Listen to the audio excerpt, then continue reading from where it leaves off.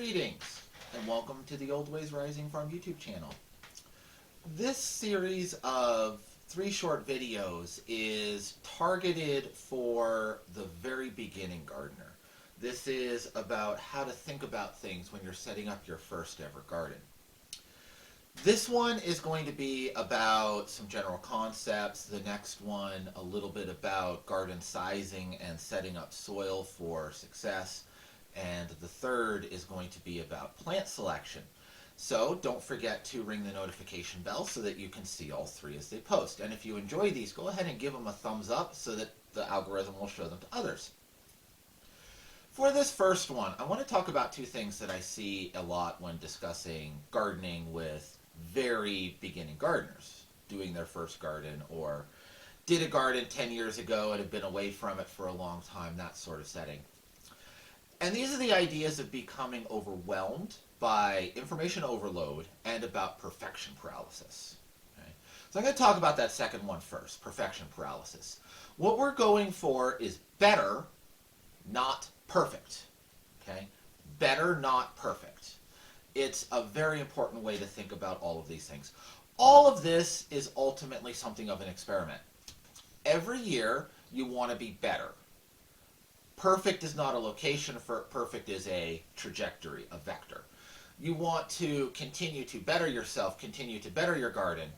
And at any point in your progress, whether you're a beginner or an expert, if you look at a picture of your garden today and a picture of your garden 10 years from today, well, today assuming it's not the middle of winter like it is here, but any 10-year gap in your garden, the earlier picture should look scraggly and worse than the 10-year later picture.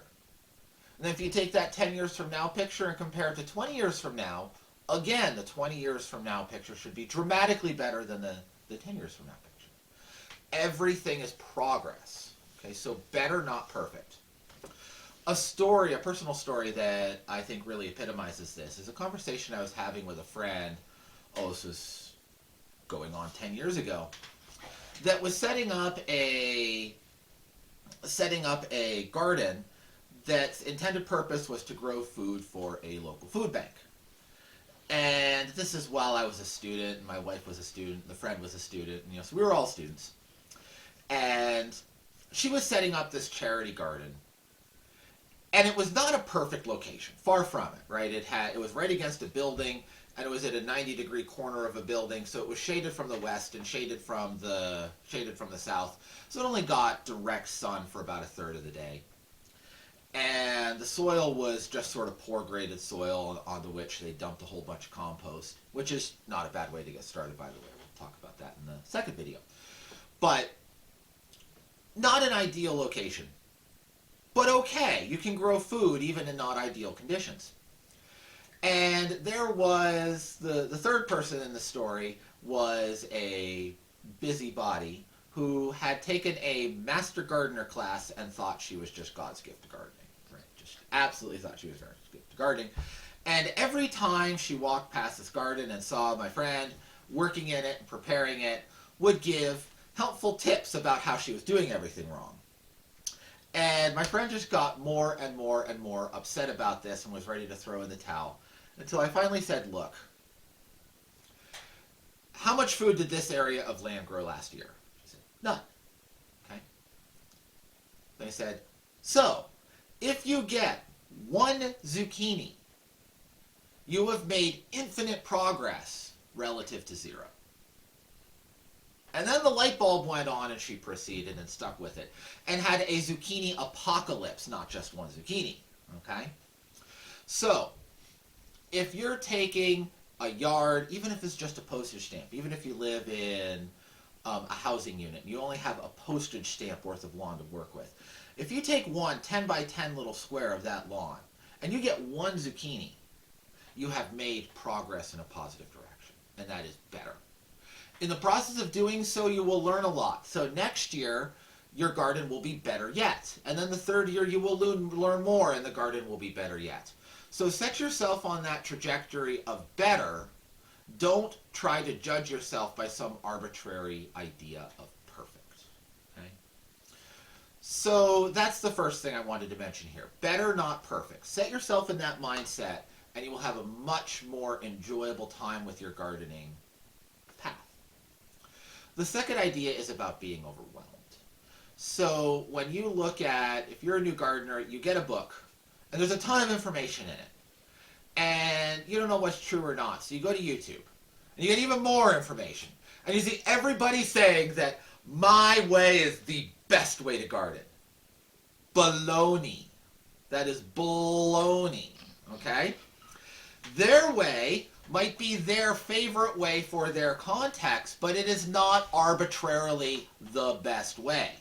My way is my favorite way in my context, but it is not arbitrarily the best way. And anybody who says that they know the best way, that says they have solved gardening for all of time, is that busybody. Okay? And they are blowing smoke and feeding you baloney. Okay? So don't worry about that. Okay? I'm going to give you a few quick tips in the next couple of videos that will get you started in a general way that is positive and productive. Okay? There is no recipe. You're not on the mission to find the perfect recipe. You're on the mission to set yourself on the trajectory of better. So don't worry about all of the peripheral stuff. Just get started on your journey. Even if it's just a rototiller and throw some seeds in the ground. Okay? We can take it a step up from that very quickly. But don't let yourself be overwhelmed by all of the competing opinions. Okay? And we'll talk about seed selection. Don't let yourself get overwhelmed by a seed catalog. Pick a small number of your favorites to work with. So when you get that overwhelming feeling, just take a deep breath and do it simpler. Set yourself on the trajectory of better, not perfect. Okay.